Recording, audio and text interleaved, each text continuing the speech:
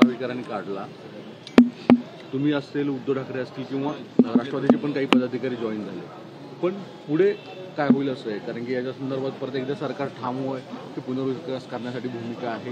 मोहित कंबोजसारखे नेते उद्धव ठाकरे, आदित्य ठाकरे, अदानींचं प्लेन वापरतात म्हणून आरोप करतायत.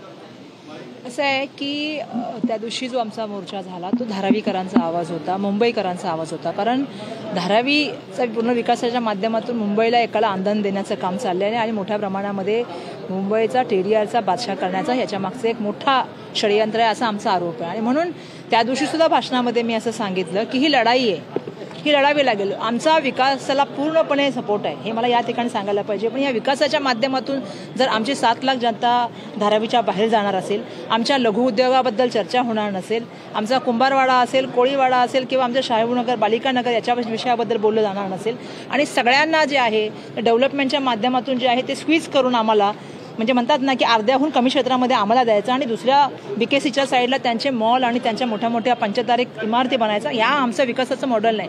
आमचं म्हणणं आहे की आमचा धारावीचा माणूस जिथे राहतो त्याच्या आजूबाजूला त्यांना घर मिळालं पाहिजे. आम्ही कोपऱ्याला का जावं? आमच्या उद्योगधंद्यांचं उद्या काय होणार, आमच्या इंडस्ट्रीचं काय होणार? आणि आम्ही हे प्रश्न त्या ठिकाणी सातत्याने विचारत आहोत. या करत असताना मोठ्या प्रमाणामध्ये GR बदलले गेले, टेंडरच्या कंडिशन बदलल्या गेल्या. त्या ठिकाणी आपल्याला माहिती आहे की DC रूल बदलण्यात आले. आता ते सातत्याने सांगतात. मी त्यांना ह्याच हाऊसमध्ये म्हणजे मुंबईच्या त्यावेळेला 6-7 महिन्यापूर्वी सांगितले होते, हे गोष्टी करू नका.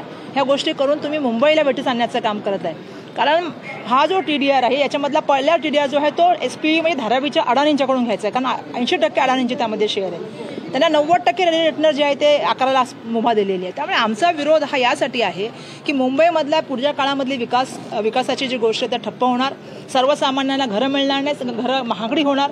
आणि म्हणून हा सगळं षडयंत्र कोणासाठी चाललंय तर अडाणीसाठी चाललंय असा आमचा आरोप आहे. बिलकुल तुम्ही म्हणताय त्याप्रमाणे एका मोर्चाने हे भागणार नाही. मागे